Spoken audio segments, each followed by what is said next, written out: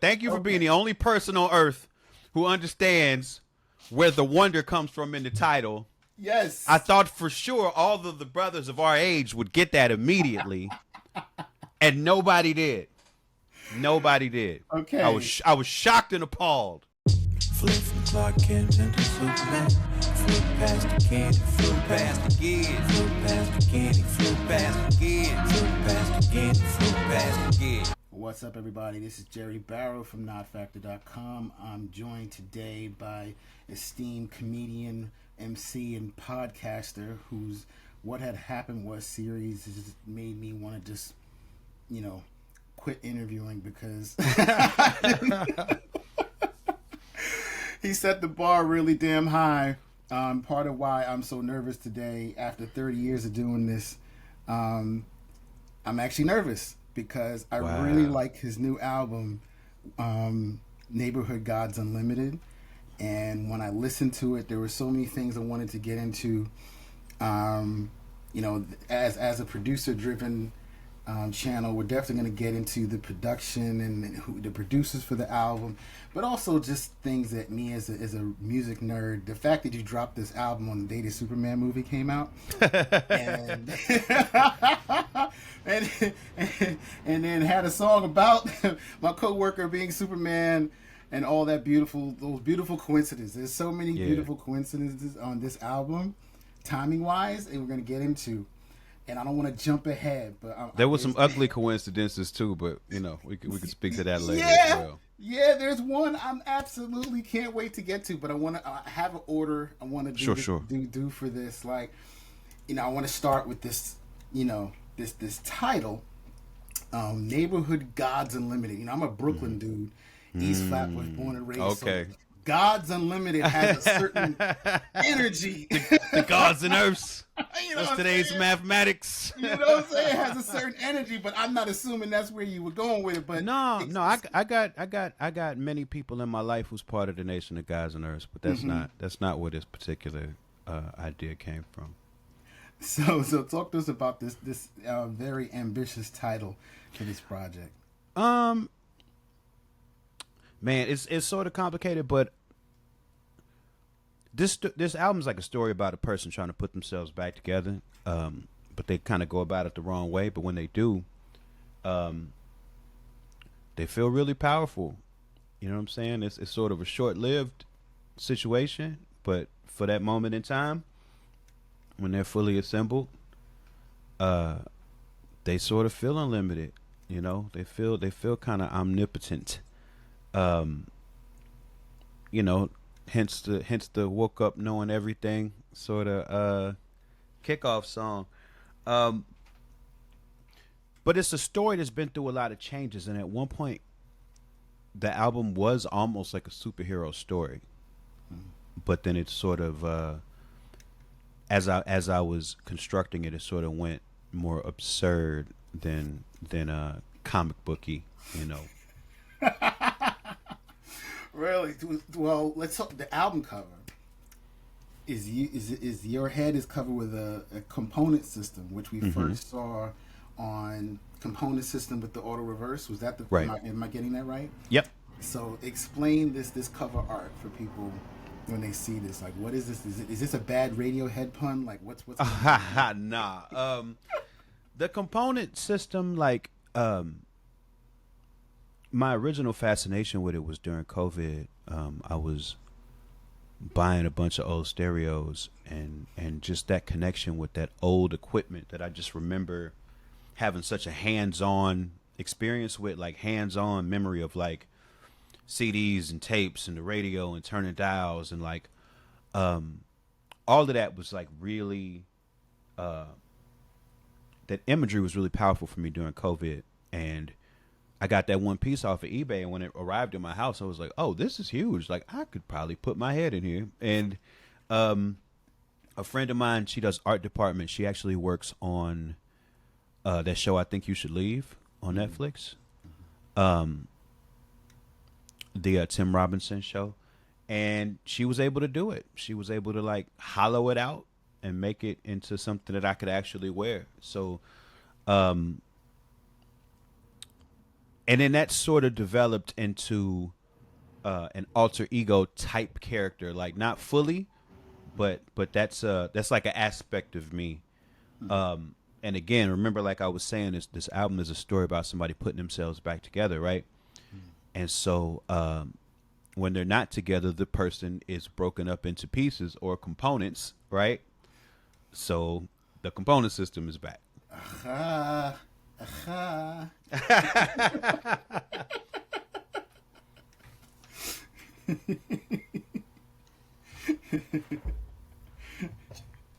It's Coming to America reference for y'all.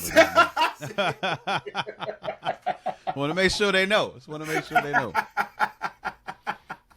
I'm just glad you caught it. That's all. Oh, yeah. I be dating myself on this. I know that sound anywhere. You know what I'm saying? Well, I'm glad I could replicate it to Yeah, I'm willing to bet that's not the first time you've done that. No, it rolls off the tongue. Shout out to Eddie Murphy for sure. So you got the component system, and so when you sat down to make this album, did you have producers in mind that you wanted to work with, or this was just, whoever's coming? It sort of started just in my regular workflow. Like the first few songs that I made that ended up being this project, because when I was first making songs, I didn't necessarily have a project in mind. I was just making songs with the feelings and the ideas I was trying to explore. I think the first 3 songs were Child Actor. Only 2 of those actually, and 2 of those original batch of songs that I was making actually made it on the album. So it was a handful of Child Actors, and then one of the ones with Kenny Siegel that became the single Contraband. I'd say like those are like the first like 4 or 5 songs I had when I was like, okay, I like what's happening here. I like the feeling of this. And then the project started to develop from there. How do you know Child Actor, and how do you guys start working together? So I've known Child Actor since like the early 2010s. He used to be like, Child Actor used to be a duo, like a group that he produced. And they used to work with this label Fake 4 that's run by Chesky Ramos. And I used to tour with Chesky a lot. I put out music through Fake 4, so me and the producer now known as Child Actor came into contact then.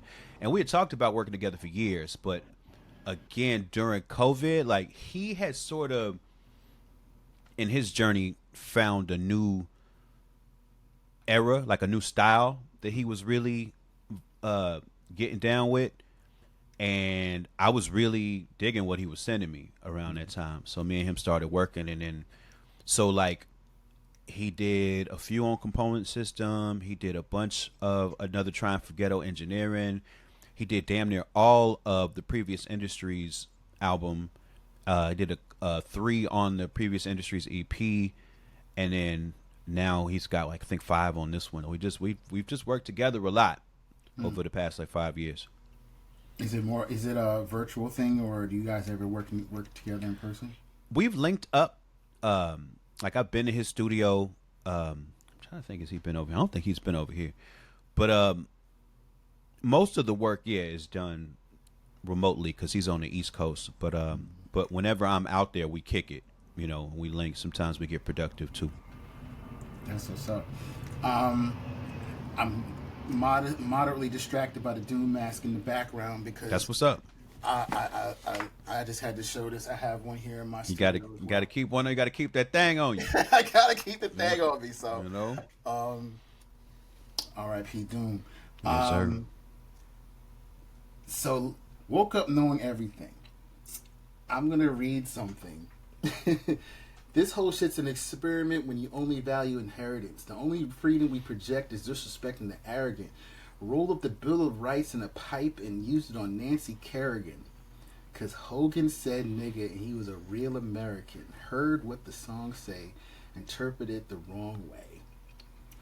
2 weeks later, Hulk Hogan dies of a heart attack at age 71. He sure damn did, didn't he? He sure damn did kill over and die. And apparently there's a whole bunch of fuckery around his death. Like the doctor, I guess one of the doctors cut some important nerve by accident, and supposedly the body cam footage of them taking his dead body out looks crazy, but can't nobody see it. Like there's a whole bunch of nonsense around it. Yeah, I was 10 years old when I learned about that. But Yeah. talk to me about what made you write that lyric, and what did you think when you found out? What was your reaction when you realized he had died? Look, if me and you was just talking somewhere in private, I would really tell you what my reaction was when he died, because it is not appropriate. It is not appropriate at all. But I will say that my reaction was quite inappropriate. I had a show that night. I was actually in Chicago, in my hometown, and we did a sold out show the day that Hulk Hogan died. And believe me, I made a meal of it during that show. I made a whole meal of it. Look, it's funny, man. I've been going back and forth on whether or not like I'm gonna like really talk about this on my YouTube channel or something. But I really have a deep like hatred of that man. Like, but it's because I loved him so much as a child. You know what I'm saying? Like that's what informs it. Was like, oh, this is the guy I rooted for. This is the guy I cheered for. This is the guy I had my dad spending money so we could watch these pay-per-views back when that was like hard to do. You had to like go pick up a thing to plug into the TV and like all of this jive. And then to hear him say what he thought of people that look like me. And then to hear that like he never really apologized for it. He had always been very slippery around like taking any sort of accountability or learning from it, or even like trying to understand how devastating that is for people who are who have been fans of him and are fans of wrestling. And since he never tried to make any amends for any of that, like I don't know if I'm ever gonna be able to let it go. You know? Did you mean to refer to him in the past tense? Nah, that's funny. I didn't even think about that till right now. Hogan I just said it was because that was his theme music. Huh? He said Hogan was a real American. Yeah. I only said was because I was just thinking about the theme music. You know what I'm saying? And because you know he was, because it's like I am a real American. But you know I was thinking about it in the past tense from hearing the song. I didn't even think about that. I referred to it in the past tense like he was no longer around. Wow, I need to start talking about more people like that. Let's see what happens. You know. Well, okay. Well, that verse, the Nancy Kerigan part, you've definitely had some thoughts about American politics. You rewrote the NWO theme song. Oh, I sure did. As Jimmy Hart, Hogan's. So this is consistent. Oh yeah, I tell you, I have had and have a real problem with Hulk Hogan, like a real problem. But you outside of Hogan, you definitely take time to comment on what's going on now. You know, he said, what did I jotted down here? He was dumb as rocks yesterday. Yeah. Higgins escaped to make laws. Like I'm like, if he's not writing about present times, it damn sure sounds like he's writing about present times. I mean, it certainly is, but you know that song is complicated because that song is like, again, a story of a person who had been broken apart, tried to put themselves back together again, didn't do it the right way, but when they finished, felt powerful, felt like they knew everything. So that first verse is not very lucid. It's not very. That first verse is not an accurate reflection of our the times that we live in a way that I would say I agree with that. But it's reflective of a lot of perspectives that I hear, like barbershop conversations where, you know, and especially like that's an environment where a lot of people end up sort of looking for truth. So if somebody comes in there loud enough, they can really convince people of something somebody told them, whether it's true or not. So that first verse is reflective of that sort of thirst for knowledge and that sort of feeling like, oh, I done found the thing. I done found the thing that makes it all make sense. You know, like, yeah, I was dumb yesterday, but look what I just learned from this YouTube video or from this dude in the barbershop or from whatever, you know? But the thing about that feeling is that, like, you can have some accurate opinions or more well-rounded opinions within that. And that's where you get to the second verse, where it is sort of more pinpointed based on, you know, the stuff I'm observing, especially like that second verse. To me, is sort of like one of the keys about this country that makes everything make sense when you think about it. Like, these are a bunch of people who left religious dominated societies to go start a country where basically there is no religion, but the real religion or the philosophy that they have elevated to the point of a religion is commerce. Like, commerce over everything. Commerce over religion, over nationality, over race, even though that was a complicated issue because they didn't believe races were equal anyway.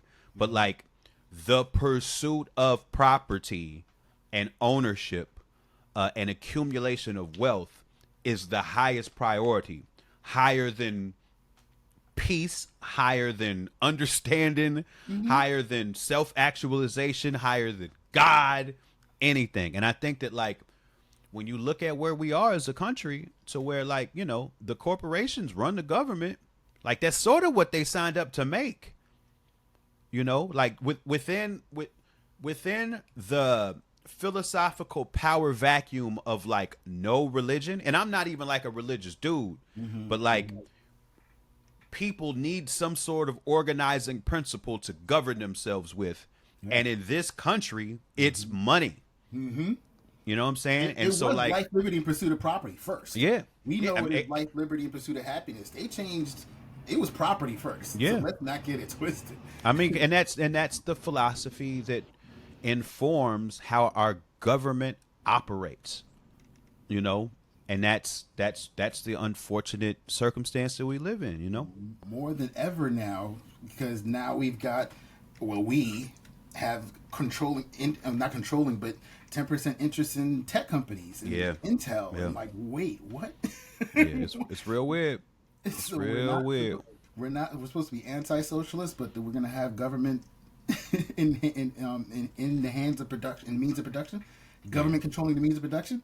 That's He's trying to privatize the post office, and he's buying part of Intel. Like, I don't know how that works together.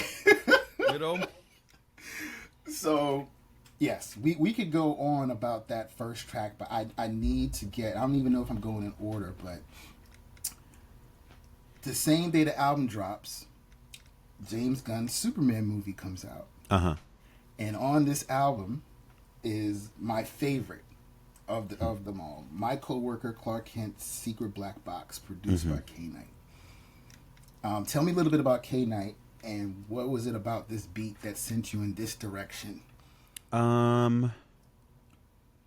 So I don't know who I saw K Knight's name on somebody's track list, and somebody, I can't remember who it was, but it was somebody that's in my circle. Might have been Homeboy Sandman, somebody that's the homie that I rock with, and I'd heard a project that he did some production on, and I went and reached out like right then, like, oh, I want to work with this dude. Like, let me figure out how to get in touch.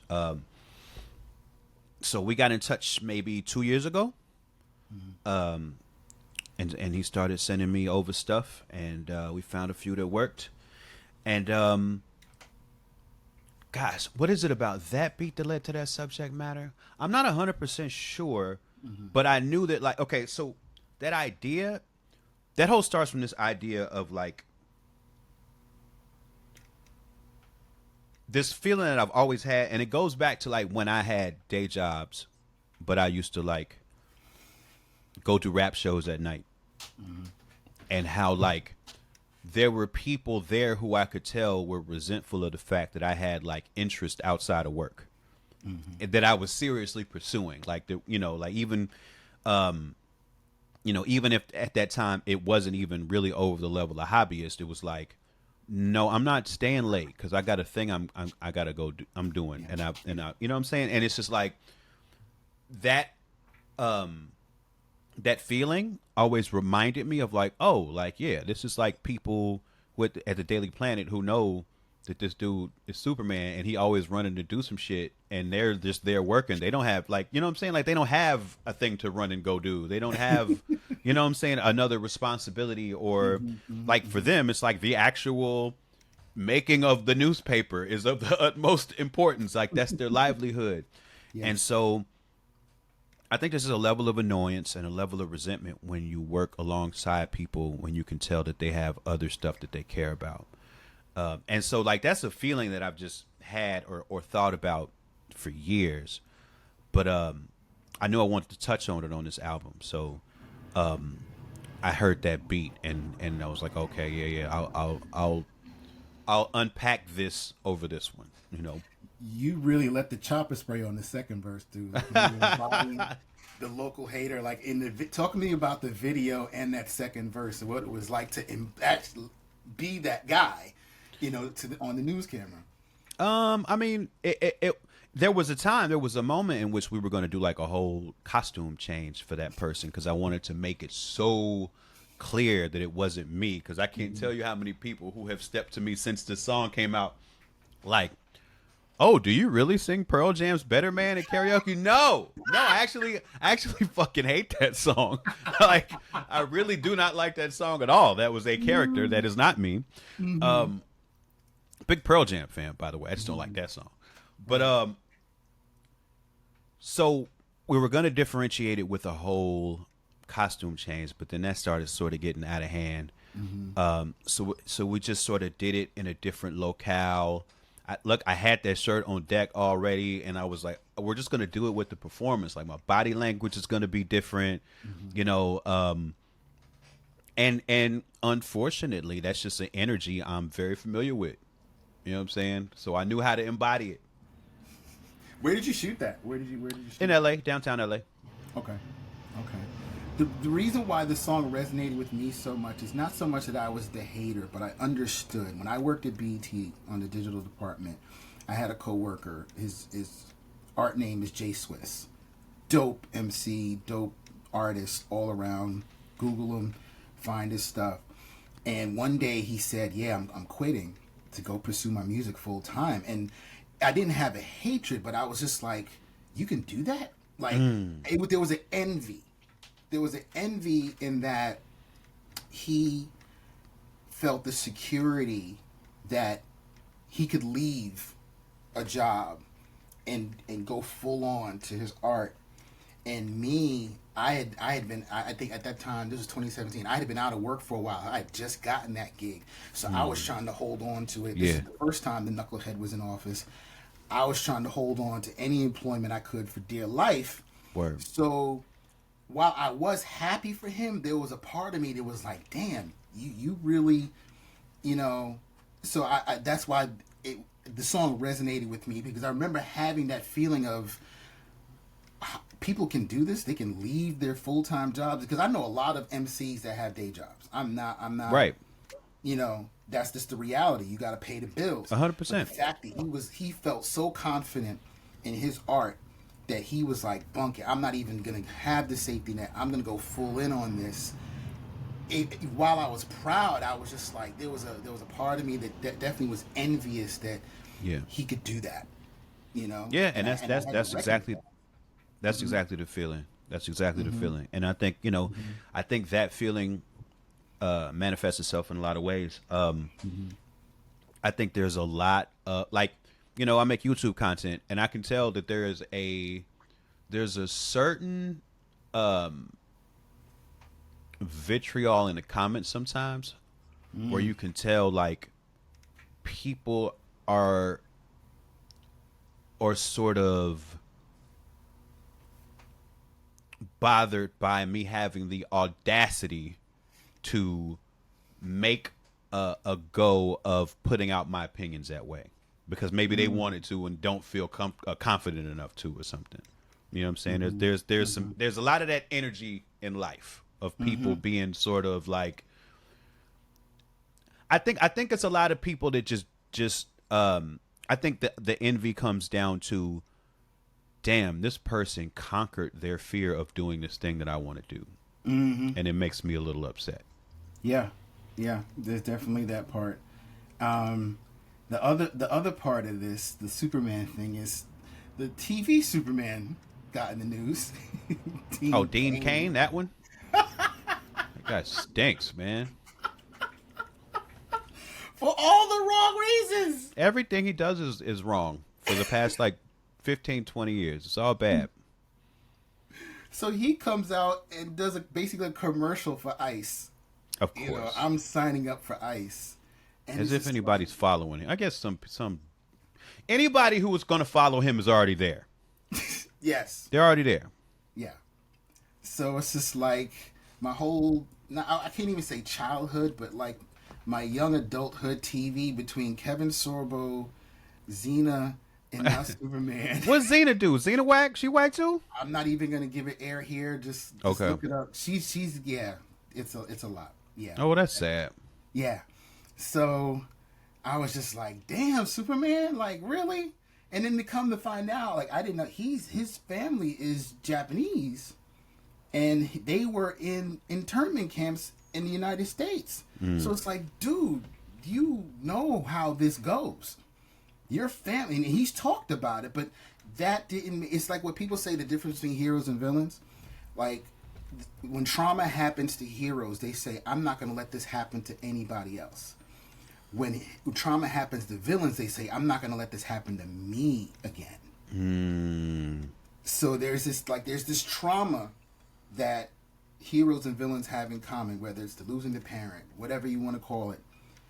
But it change what is how it impacts the person and what they do because of it. Heroes decide, I don't want this to happen to anyone else ever again. Right. Villains decide, I'm just going to make sure this doesn't happen to me and screw everybody else. And I was like, damn, that's the case here. His family went through it. Instead of him thinking, you know what, I should make sure this doesn't happen to other people. I'm going to make sure this happens to other people. That's awful. Like, for real? But anyway, so those are my Superman. I was like, damn, the timing of this album is just fantastic. So you got to tell me, before I go to the next song, your favorite Superman comic or movie? All-Star Superman by Grant Morrison is the best Superman story I've ever read. But W. Maxwell Prince, who writes the comic Ice Cream Man, it just started a Superman miniseries. I forgot the exact subtitle of it. I've only read one issue. It came out, I think, last week. No, it came out like last month. It's incredible, and I can't wait to read the rest of this because I think this is going to end up being right up there with All-Star Superman for me. That's what's up. Okay. So, me and Akil stealing stuff from work. I thought this was gonna go in the Ironheart direction when I said showing Mephistos. Oh God, that's funny. But Ironheart wasn't even out when you wrote this, I'm thinking. When I wrote it, no. Yeah, because this is one of the, I said, like those 5 songs that I started. This was like the second or third song I wrote for the project. So this is like 2023 I wrote this song. So this was a child actor beat. What made you want to talk about working in the shoe store? I just had this visceral memory of my first job, my weird boss, and like me and Akil the rapper on the song. Me and him literally went to high school together and worked in the store, and we robbed them people blind. And I was really thinking about it. I'm like, yeah, part of why I was motivated to do that is because I didn't like the boss said positive things about me that I didn't like. Expound. That's why I say he trusted me too much. I took it as insult. I took me some Timbos, cause like he there were some things he used to say about me that were akin to like when people say, I don't usually like rap, but I like this. Oh, he speaks so well. That type of thing. That type of thing. Got you. I didn't like that shit. Got So you. I had to secretly make him pay. So, Contraband, the plug has Bags of Me, produced by Kenny Siegel. What was interesting is your flow on this was almost like a whisper.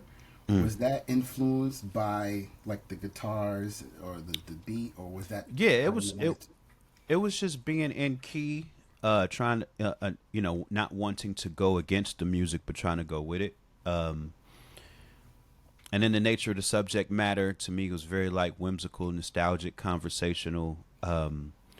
So it was. I felt like the beat was asking me to do the little sing song thing over it. So talk to me about the concept of the plug having Bags of Me. If I'm split up into pieces, and like I said, some people go about trying to get pieces of themselves the wrong way. So you know what I'm saying? Maybe your plug got little bags. You know what I'm saying? It's got what you're looking for in them. And sometimes that can make you feel like you make you feel like you putting yourself back together. It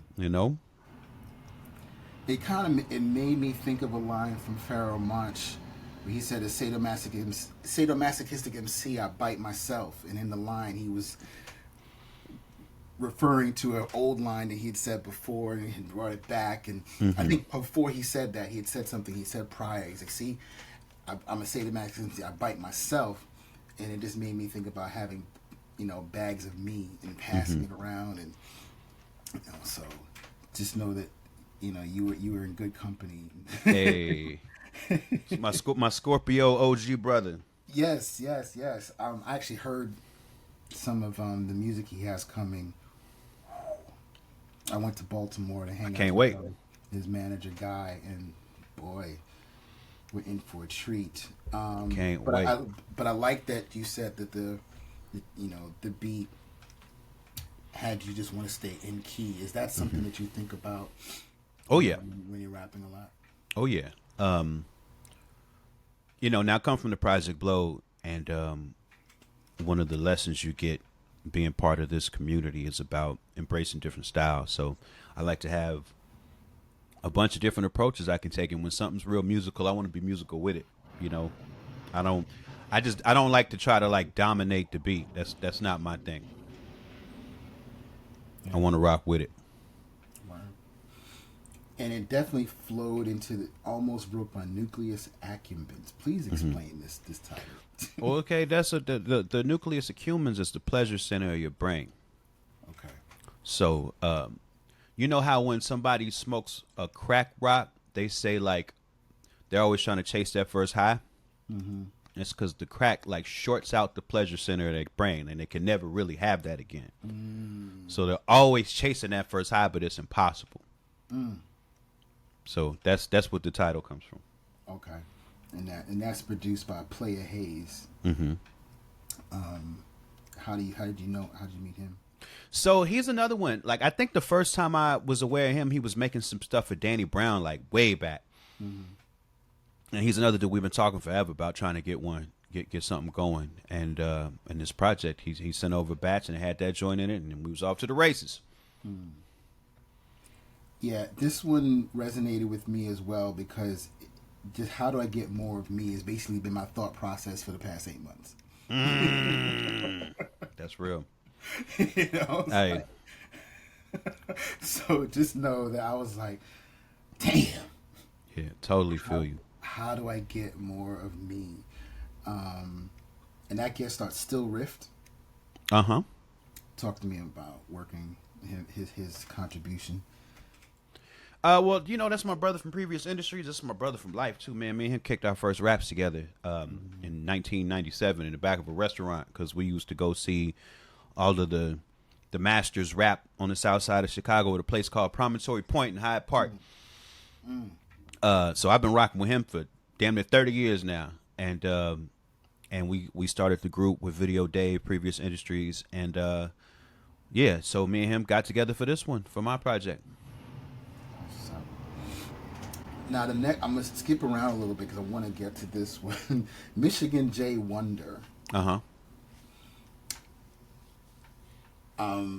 It made me think of Starang Wonder. Yeah, that, as it should. Thank you for being the only person on earth who understands where the wonder comes from in the title. Yes. I thought for sure all of the brothers of our age would get that immediately, and nobody did.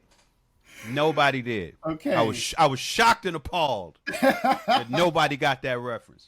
Shout out to Starang Wonder, Shout out whole to boot Starang. camp clique, because you know that. Because you know the song, right? course. Yeah, Hurricane Starang. Like I basically lifted the beginning of his and refashioned it into being about my life. Yes. So talk about. I'm not going to repeat your verses, but the things that you alluded to that you do by yourself. Like, it's such a calming and reassuring moment in your life when you get comfortable doing shit by yourself. Like when I go to the movies by myself. Oh, I love going to the movies by myself. What is it about doing stuff by yourself that is so reassuring for you? I mean, because that's honestly, remember the question is, how do I get some more me, right? Like, that's how you get it. It's spending time with yourself. Like, we just live in a society that's full of so many distractions. You know, relationships with other people are very important. That connection is very important. Right. But you can overindulge that and not really even know who you are because you don't spend enough time alone. So, like, you know, just part of my life's journey the last couple of years has been really leaning into, like, trying to maximize my alone time for that very purpose. Like, to just stay connected with self outside of relationship. You know what I'm saying? Like, and I'm somebody who's been married. I'm somebody who's a parent. Like, these relationships are important, but I'm just always trying to stay in tune with who I am outside of those definitions as well. Yeah. Because I tell you, as being married 25 years, Congratulations. Kids, thank you. Those moments when I'm by myself.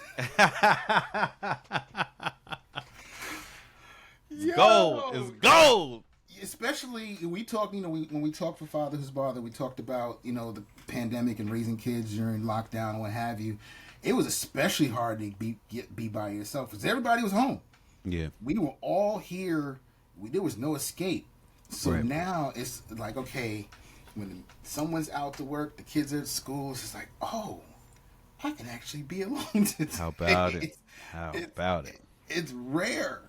It's more rare than people realize, you know. So I again, this was another one that resonated with me.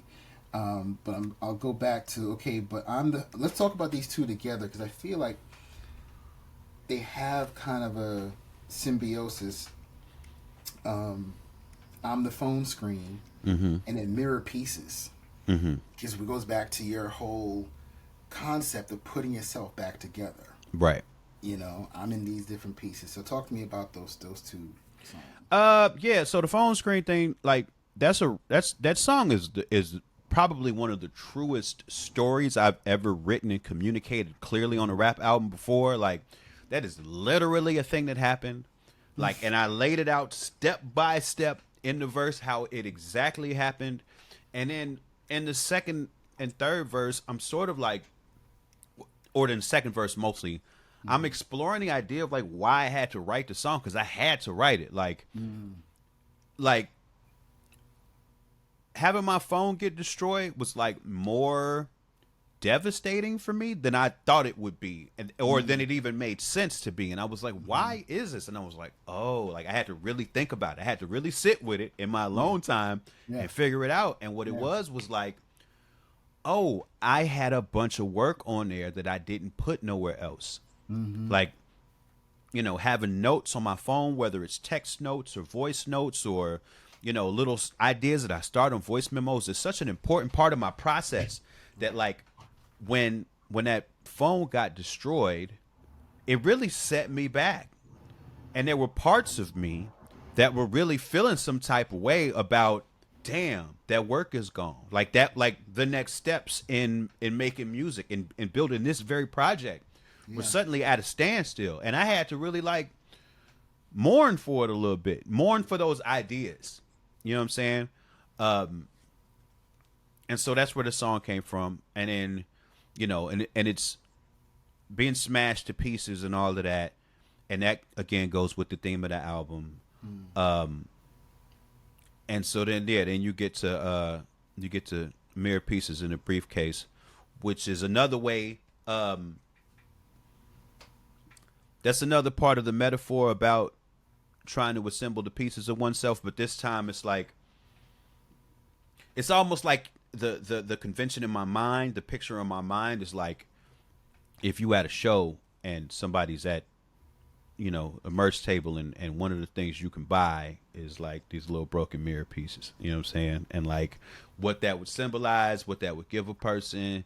And it's also like, it's like the symbiosis between, creator, performer, and consumer too. Like, I'm selling you little pieces of myself, and a person who's consuming it could be like, oh, I like these little broken up pieces of this artist because they remind me of the broken up pieces of me. You know what I'm saying? So like, there's a lot to that. There's a lot to that for sure. And in the mirror, reflecting back to me, what I want to see. I see where you're going with that, for sure.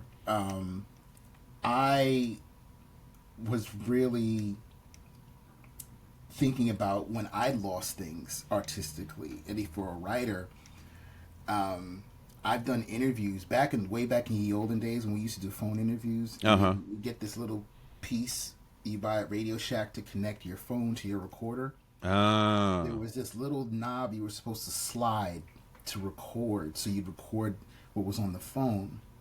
But one day I forgot, and all it recorded was my voice. So when I played my tape back, all I heard was me asking a question. In silence. Oh, that's horrible.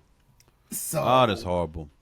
And then when I tell you who the interview was with, you're gonna be like, no, it was with Chris Lighty. Oh no!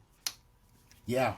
Rest in peace, Chris Lighty. Rest in peace, Chris Lighty. Rough. This was maybe, I forget the year. I was at the Urban Daily, and I remember it was a quick 10-minute thing. It was something he was promoting. It wasn't like an in-depth long interview, thank God. But I hung up and I went to play it back as I normally do, and I was like, oh shit. And I turned to my boss at the time, Dan Charnas.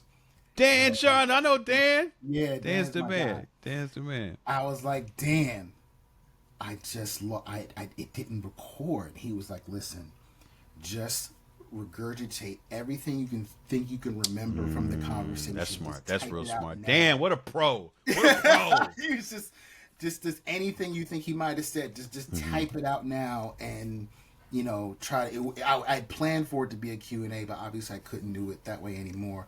But I was just like, yo, I'm dying right now. So I could relate is all I can say, because some things you just can't get back. Like those thoughts that you had on your phone, you could try to recreate it, but it won't be quite the same. Right. Exactly. And some of those ideas I think I did reclaim, and some of them are just lost. And then you talked about the flood, and I know you said it's not as tragic, but the way our phones are nowadays. I mean, the only reason I really said that less devastating is because RZA's thing affected a bunch of more people. You know what I'm saying? Like all of them solo, like the Inspector Deck solo album, like that hurt both of them. You know what I'm saying? But my shit was just me. It was just you. But I think now there's times I've just misplaced my phone and I panic because there's so much shit you can't do without it now. Yeah, true. If you get locked out of your bank account, they send you a code. The code's going to your phone. Right. Email, it's going through your phone. Not to mention the pictures and video and audio and stuff that's important, but there's just so much shit you can't do. Let me tell you one of my worst nightmares that I see in my head all the time. You're getting on a plane. I have this terrible mental vision of dropping my phone in a little space between the jet bridge and the plane, because then you just you can't get it. Right. And you know exactly where it is. It might be broke. It might be fine. But you just out of it. Whole flight thinking about nothing but that. As someone who's left his iPad on the plane and run back to get it, I hold everything a little tighter when I walk over. I got a long story to tell you one day, but that the story ends with a very important person giving me my laptop that I left on the plane by accident. Word? You Yeah. can't tell it now? It's too long. It's too long for right now. It's too long. It's too much of a digression. Okay. But okay. What kind of phone was it? The phone at not Galaxy, Google Pixel 7 Pro, I think. I'm an Android guy. I don't mess with the iPhone. Understood. I mean, Green bubble gang. Y'all hate us. It's fine. It's fine. It's just a bubble color. Y'all be overreacting. I'm in the cult of Mac, but I have to rethink that now that I'm a MacBook guy when it comes to laptops because I did live PC laptop life, and that was not good. See, that's how they got me. It just got they make everything so seamless, so it was easier for me to get an iPad and a phone and a Mac. I also do have an iPad, but just phone wise, I can't get with the Phone-wise, iPhone. that's where Can't you get draw the with it. line. It's like Yeah. That was the original line. That was the original line. I've always been team Android ever since we've been in the smartphone era. Gotcha. Okay. Relentless. Hands and feet. And feet. Don't mess with me, mess with the void. Again, had you seen Thunderbolts wasn't even a thing yet. Damn, nah, yeah, don't play with me, play with the void. See, damn, yeah, no, this is written way before that. Way before that. Wow. I didn't think about that one either. Right. So I was literally telling a literal person to not play with me, play with the void. And then, because that person is now out of my life. So they're living in the void. So why relentless hands and feet? Because the city be trying to whoop my ass. That's why. The city be trying to beat the hell out of me. But I'm not leaving until they pay me. And who produced that one? That's Child Actor. Child Actor. Yeah. Child Actor. Okay. You've got Rejoinder, Burning the Last Puzzle Pieces, produced by my guy, Nolan the Ninja. What a talented dude. Oh, love him. Love him. What a talented dude. Yes. So I know you've probably said it before. I just how did you link with Nolan and how did Now, you get... Nolan, I think, used to be on Mellow Music Group. So we first got into contact around then and had just been talking for years. And we linked up in Chicago in last year and started talking about building again from there. Okay. So tell me about this Burning the Last Puzzle Pieces. So we're in this theme of rebuilding. Where in the journey are we here on this record? We found the last piece in our unfortunately incorrect way of reintegration. We have found the last piece, and that's where it should end, right? That's where the story should end. But that's not how it goes. It's not how it goes. So in another interview, I had to fight a rapper's apathy to get this beat, and I know That's the Relentless Hands and Feet. Is that one? That line? Yeah. Oh, okay. So I missed it up. Yeah. I thought that was an Rejoinder, but I've heard you tell this story on several interviews, but you refuse to say which rapper. Oh yeah, no. Bruh. No. No. I don't like mess.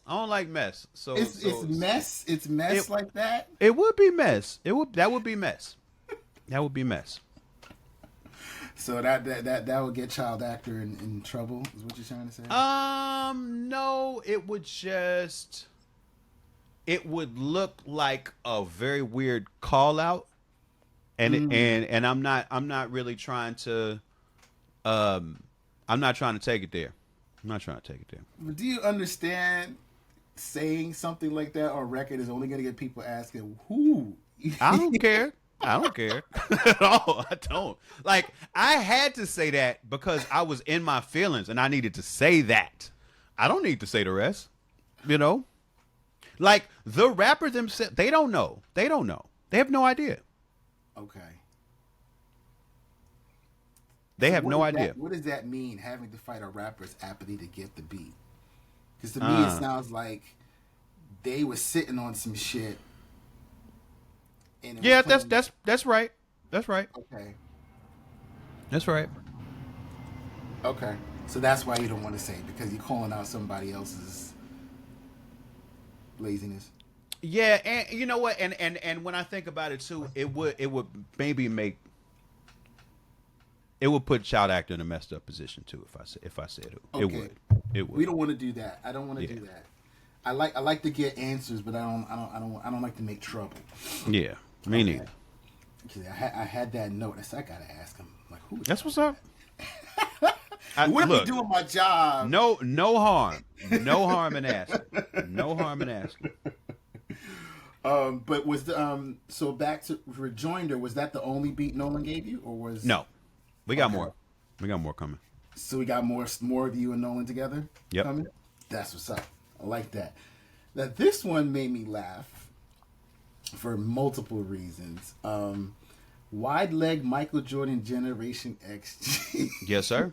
It's a commercial. It's pretty self-explanatory, but I want you to talk about it. Like, it's a commercial. Like this was at one point this was a television show idea, and okay. I wanted to make a commercial for inside the world of the television show, and then I had to think of some sort of product that I wanted to make a commercial for, and you know, that's something I always wanted. So from when I was real young, you know how he be dressing now? I wanted to dress like that when I was a little kid. Well, there's some pictures of me from the '90s where nice. I'm like, damn, why the hell? I would kill to be the waist size back then. Like I was like a 30. Rocking a 36 back then. 36. 31 rocking a 36. Like why? All bunched up around the belt loops. Oh man. Triple X t-shirt, long sleeve t-shirt. I was right there with you. But oh yeah, the big thick cuffs at the bottom. Yeah. So you could see the little sneakers. Yeah. See, I always wanted that stuff. I had one pair of Jenkos, not the crazy ones, but like baggy Jenkos. I had like a pair of Jabos. I had a pair of Karl Kani. But that was like it. Everything else was not tight. It's not fly.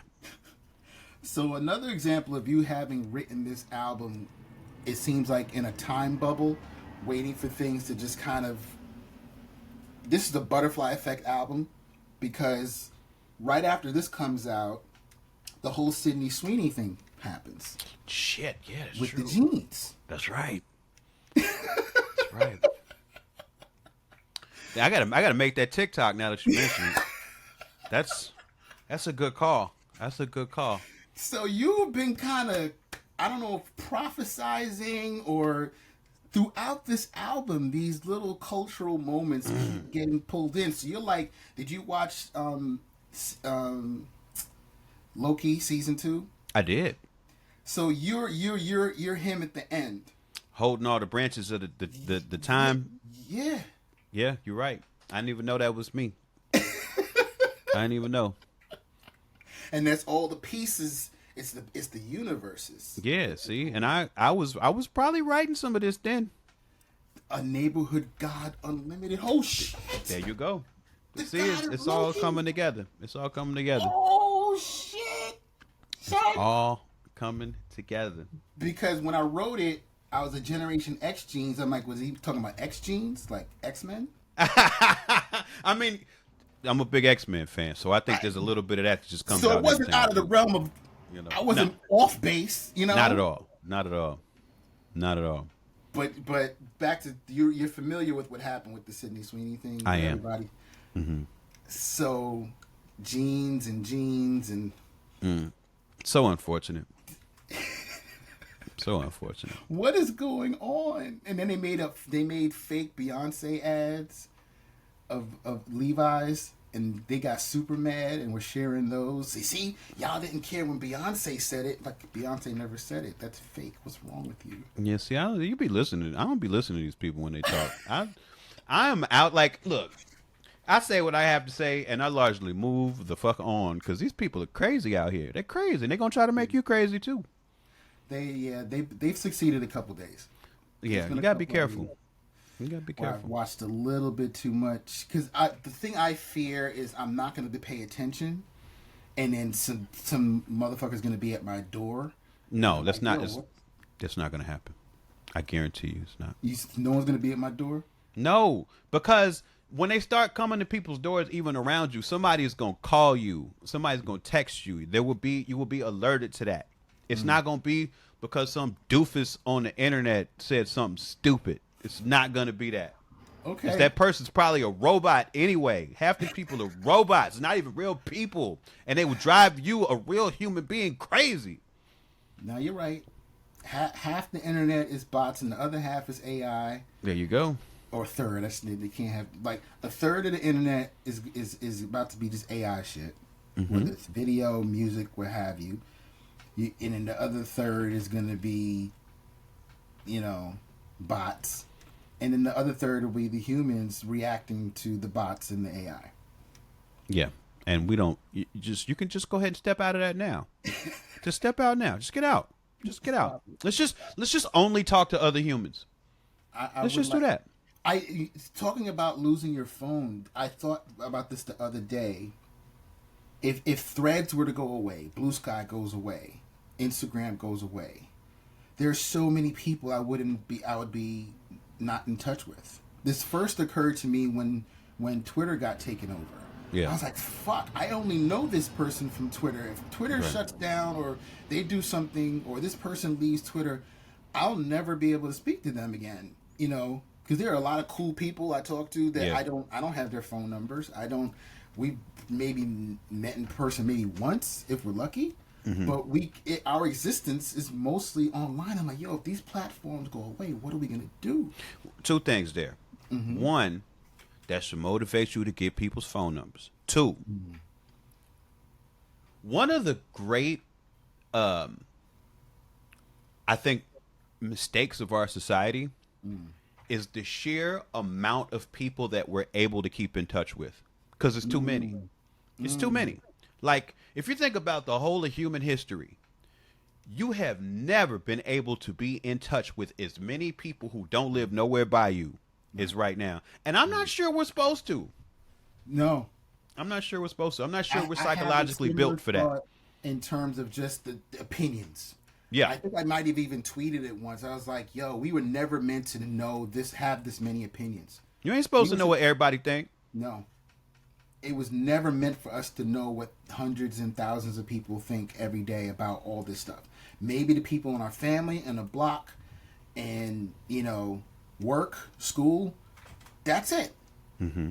But now we got the whole world. And as you said, a lot of them aren't even real people sometimes. It's a lot. It's a lot. But I don't know if we can put the toothpaste back in the tube. Well, we can't, but... like I said, we can make an effort to only talk to real people. We'll just make an effort to only talk to shut the bots out. Just shut them out.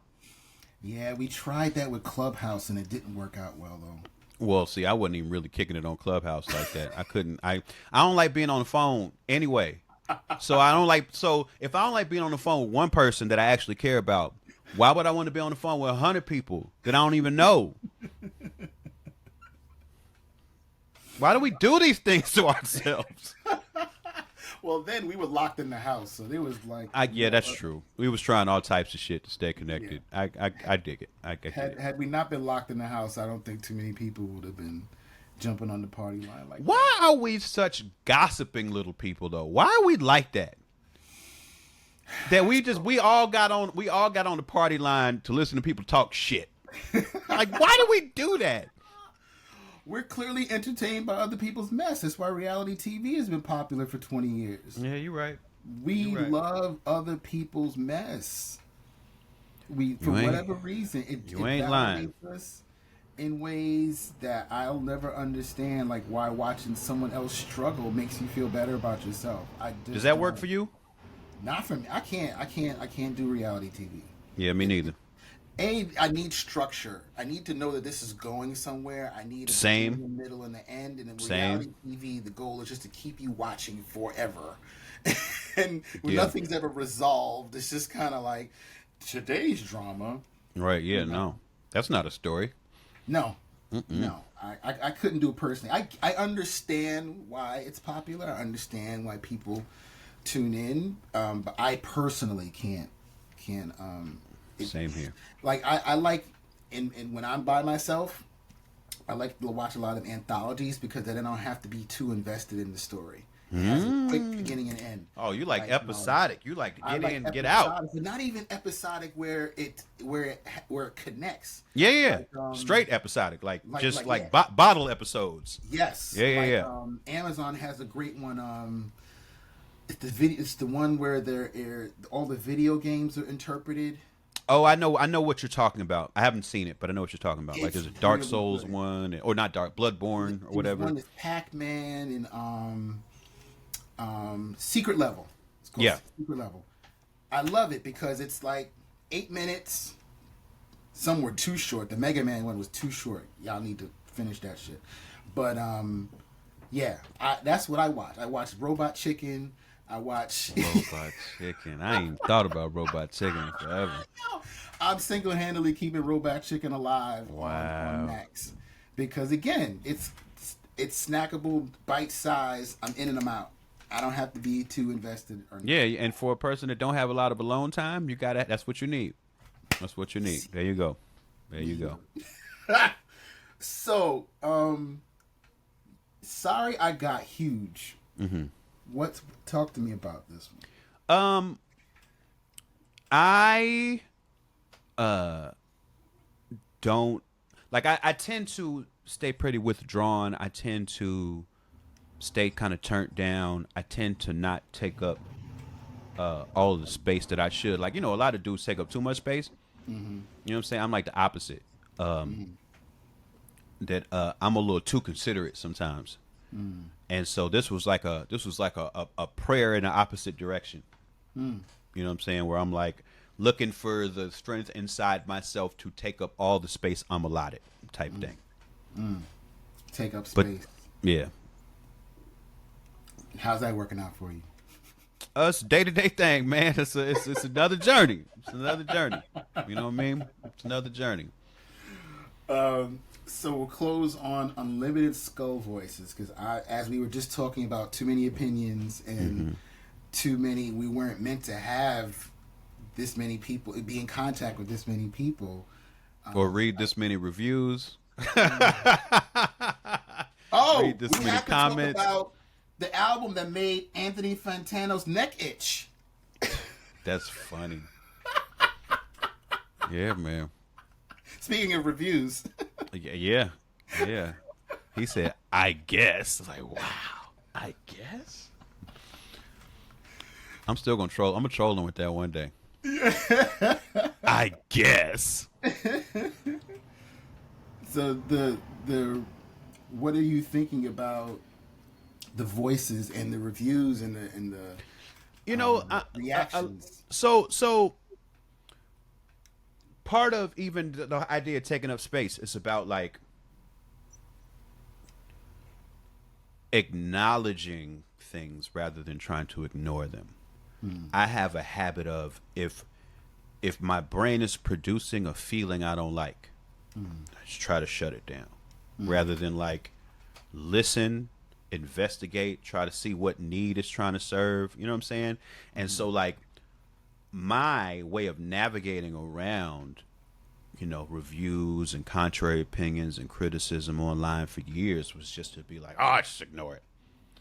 And I think that like there has been some success in terms of my front brain of ignoring it. If I'm being honest with myself, I hear all of this shit and it all swirls around in me, and I have to like navigate it in a very realistic way. Like, you don't unhear things, you don't unread things. So like everything anybody's ever said about me that I've heard does exist in my mind. And like, I don't want it to be part of my process to the point where I'm reacting to it.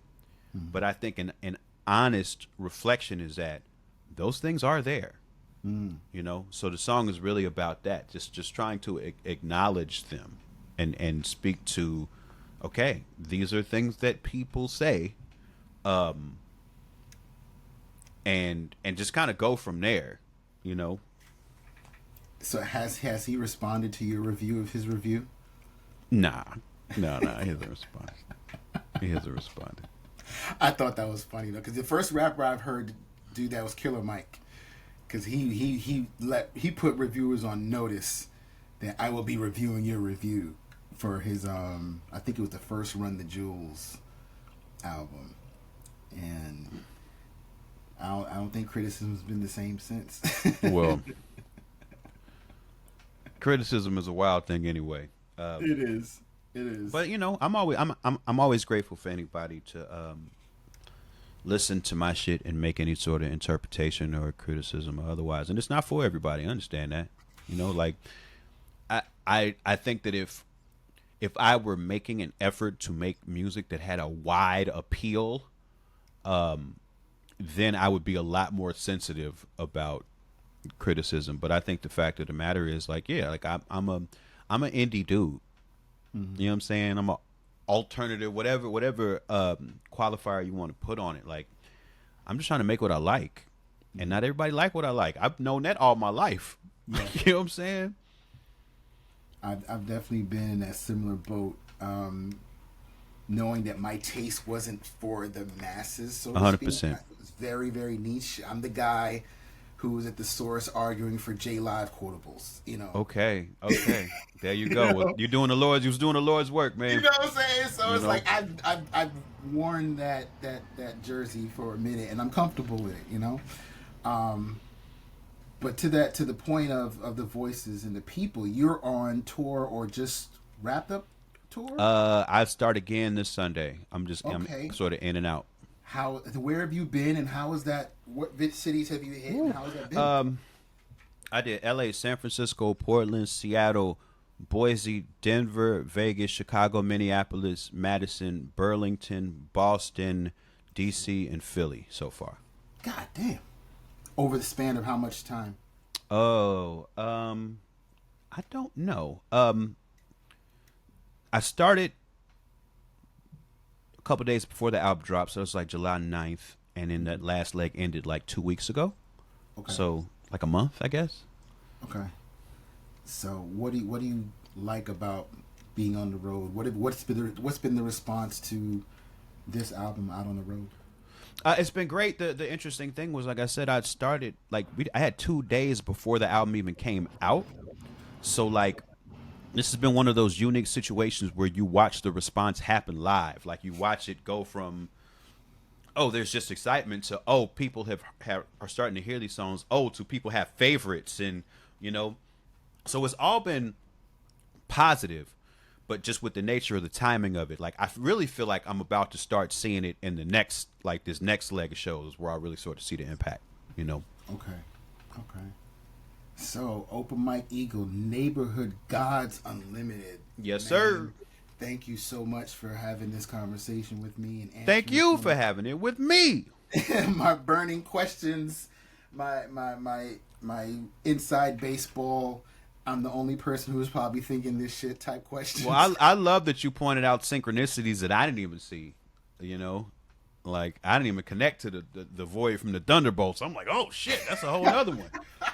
And then Sydney Sweeney, I'm telling you, I got a TikTok. Even though it's a couple weeks late, I got a TikTok to make there somehow. Well, whenever we can make connections between pop culture and art, it's a win-win for me. Hell yeah, it is. So it's not forced, because these are things that otherwise probably wouldn't be talking about, but you gave me a lane and a reason in a very constructive, creative, and entertaining way to approach it. So I appreciate you for that, as always. And I'm looking forward to more whenever that is, and we'll talk again. That's awesome. Thanks for having me, man. All right. Thanks, Mike.